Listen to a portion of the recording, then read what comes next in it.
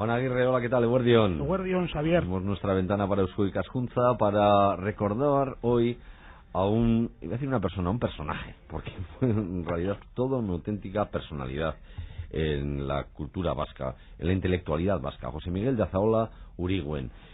Una figura, ya digo, de referencia en la intelectualidad vasca del siglo XX. Desde luego, su aspecto europeísta quizás es lo que más se ha destacado por precoz. Bueno, se acaba de publicar una monografía dedicada a quien fue Premio Manuel de Lekuona de Eusko Ikaskuntza en el año 2000.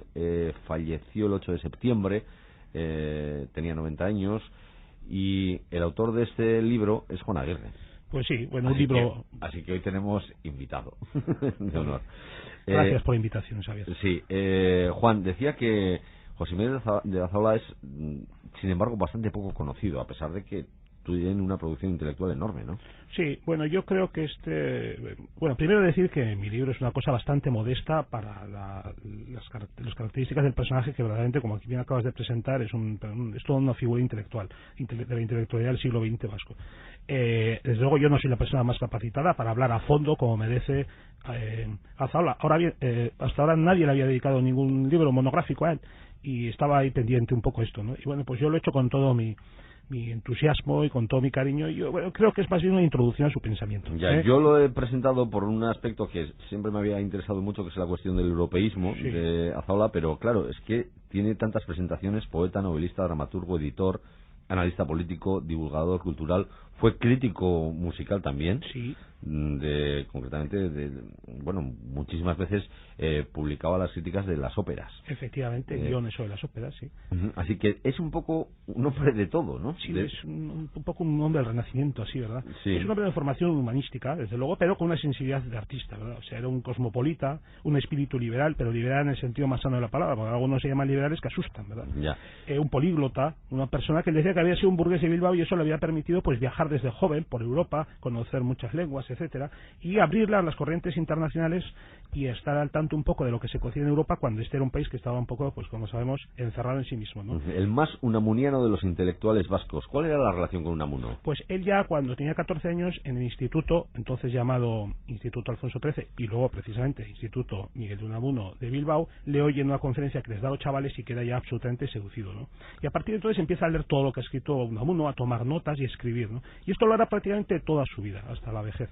Y el resultado pues son más de 100 libros, textos, ensayos. Eran famosas siempre el 31 de diciembre de cada año los artículos de Azaola de efemérides, de recordar el fallecimiento de Unamuno. A él lo que más le gustaba, lo que más apreciaba era el inconformismo, ¿no? Decía, Unamuno escribió para molestar, para que la gente no se quedara tranquilo. Era un hombre que sacudía las conciencias, ¿no? Suscitaba contradicciones, un despertador, digamos, de los espíritus.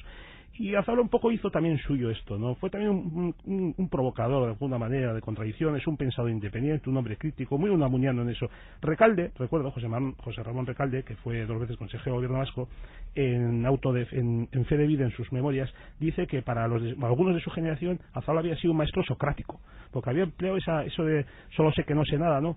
El enseñarles a dudar, a no creer de dogmas, ni de política, ni de religión, sino a pensar por sí mismos, ¿no? Entonces, dice Azaola, ¿quién podía decir que de Unamuno, quién podía decir, no, Unamuno es de los nuestros, es de los míos, ¿verdad? Pues con Azaola pasaba lo mismo, nadie puede decir que Azaola era de los suyos. Ya, él habla de la depreciación del hombre después de ver lo que vio en el siglo XX con 2 guerras mundiales, una guerra civil. ¿Cuál era su posición en ese debate sobre la crisis del humanismo en Europa? Pues él se pone un poco en línea con lo que en aquellas épocas se llamó el personalismo cristiano, ¿no? Que era una corriente crítica del cristianismo encabezada por Mounier y ciertos intelectuales francófonos que denunciaban que el ser humano se estaba reduciendo a individuo, y que la guerra mundial era la demostración que había una objetualización de la persona y que había que rearmar moralmente a la persona, había que revalorizar a la persona. Y de ahí nacen pues varios libros en los que por un lado se enfrenta al materialismo marxista, que también denuncia, y por otro lado a lo que él llamaba la religión de los burgueses, que es la que se daba en la España nacional católica. Era una religión de gente acomodada, una religión sin libertad, que a él le parecía que la religión sin libertad era anticristiano por sí mismo. Entonces él vivió un poco de una manera no conformista, a contracorriente un poco del pensamiento religioso oficial cristiano que se daba entonces en España, y esto cuajó en un acontecimiento que está todavía un poco por estudiar, que fueron las conversaciones católicas internacionales fundacionales de San Sebastián, entre el 47 y el 59, ¿verdad? Que fue un fenómeno muy singular de pensamiento crítico de gente de toda Europa que se juntaba aquí para reflexionar, y algunas de sus conclusiones pues luego llegaron al Concilio Vaticano II. Ya a principios de los años 30, todavía era muy joven, Azaola tenía 17 años, daba conferencias y escribía artículos sobre la idea de la Europa unida. Era muy precoz. Sí, verdaderamente. Su primer artículo lo publicó ya con 16 años sobre la idea paneuropea. Una cosa increíble, ¿verdad?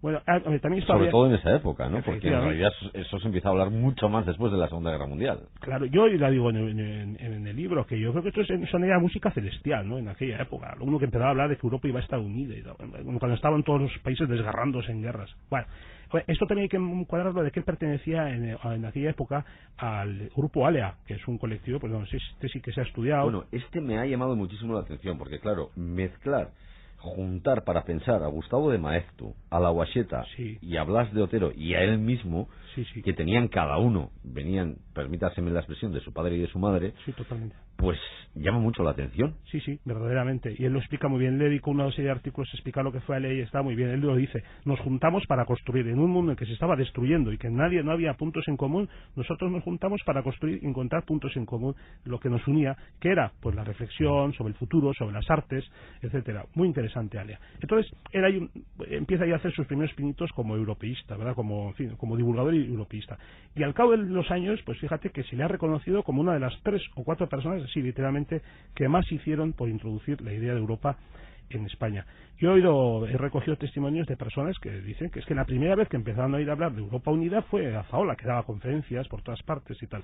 Ahora, lo interesante del europeísmo de Azaola es que se expresa como una dimensión humanística, ¿no? O sea, con contra de esto que tanto se ha hablado luego de la Europa de los mercaderes y tal, para él Europa es el continente del espíritu, y por tanto él piensa que la unión democrática de los pueblos de Europa debe de crear un marco político que haga posible la restauración de la persona en todo su valor.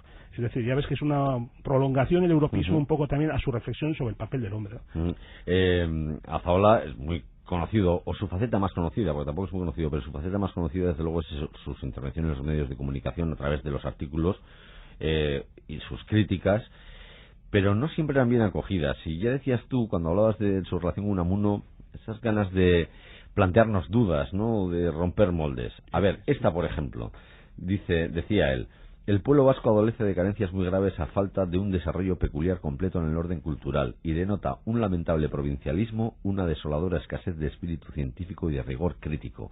Claro, esto pitaba en los oídos de mucha gente. Eso lo dijo en cierta conferencia en el país, y hubo pateo, como en los teatros antiguos, le patearon, porque efectivamente eso rechinaba, no apetecía oír eso, pero era un análisis muy frío que él hacía, ¿no? Como bien has dicho, como un amunista que era, a él no le oían prender de decir cosas que a la gente no le agradaba oír. Él decía que el gran escándalo de la vida de Baskonia, Euskal Herria, es que no hubiera una universidad pública, y que además de no haber una universidad pública, encima no existía en toda Vizcaya, por ejemplo, él decía, con lo rico que era y tal y cual, una mínima editorial potente, una casa editorial que crease obras, etcétera. Entonces dice que a consecuencia de esto pues no había nivel intelectual en este país, y era imposible que madurase el pueblo con una personalidad propia, etcétera. Entonces él achacaba a estas carencias pues ciertas cosas que han estado evidentemente en el debe de este país, ¿no? El narcisismo, una cierta sobrevaloración del autóctono, formas de adhesión al país un poco primarias, ¿verdad? Y evidentemente una cierta pobreza cultural, que también es verdad que con los años él mismo fue reconociendo que se había subsanado bastante. Su obra más conocida es Baskonia y su destino, que está publicada a mediados de los años 70, y en los 80 los completó con el libro titulado El País Vasco. ¿Qué aportaron estas obras al conocimiento de nuestra tierra?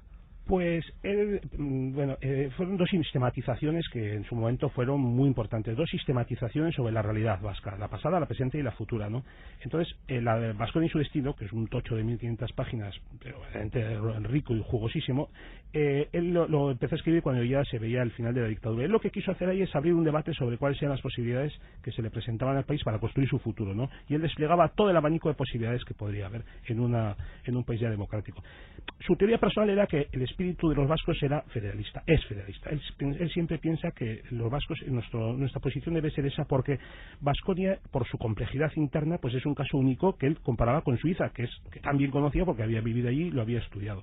Y pensaba que como Suiza, el modelo federativo era el idóneo para la inscripción del País Vasco dentro de esa Europa con la que él soñaba y dentro de España también.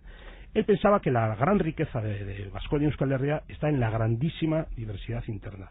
Y decía que todo aquel que no reconozca esta diversidad, esta pluralidad, pues está condenado al fracaso y que todas las fórmulas de reducción y de simplificación del país, pues que no tenían ningún futuro. Él era un cristiano, ¿verdad? Existencialista, decía. Sí, se inscribe dentro de un cristianismo renovador, humanista, pero que reconoce, por ejemplo, los hallazgos del socialismo, ¿no? Uh-huh. El último Azaola, al que quizá recuerden todavía algunos oyentes, es el autor de los artículos en la prensa local sobre la vieja Bilbao, y también hablábamos de sus críticas operísticas, de guiones explicativos de las óperas que se presentaban en el Teatro Arriaga. Porque ya hemos dicho que Azaola como era casi un hombre renacentista, porque estuvo muy ligado al arte, ¿no? Mucho. Aquí también nos viene al pelo lo de Unamuno, que Unamuno decía, siente el pensamiento y piensa el sentimiento. Pues Azaola era un poco así también, ¿no? Un hombre que intelectualizaba los sentimientos, o sea, el arte, digamos, la creación, pero por otro lado convertía el pensamiento en algo creativo, ¿no? Un científico que hablaba como poeta a veces y un artista que creaba con un rigor científico increíble, ¿no? Y él decía que la creatividad, las artes, no es un aderezo, un adorno, que a veces eso en la política se confunde, sino que es una condición necesaria para proyectarse en el mundo, ¿no?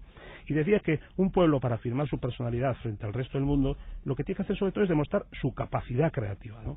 Y en este sentido, pues a él le parecía que existía un exceso de patriotismo político, militar, etcétera, y había que reivindicar el patriotismo cultural, el patriotismo creativo, ¿no? Porque decía que fuera de la política pues hay mucho que hacer por el país si realmente lo queremos, ¿no? Bueno, él lo hizo lo mejor que supo, que yo creo que lo hizo genialmente, y fue un hombre pues con una visión riquísima de la vida que yo he intentado recoger aquí pues modestamente lo mejor que he podido. José Miguel de Azaola Urigoyen es la primera biografía que se le dedica, está acompañada además de una exhaustiva bibliografía y está editada por Uxue Cascunza en su colección Premios Manuel Lecuona, y con su autor, con Juan Aguirre, buen amigo además del programa, hemos charlado. Gracias, Juan, un abrazo. A ti, Escaricasco. Las 12 menos 10.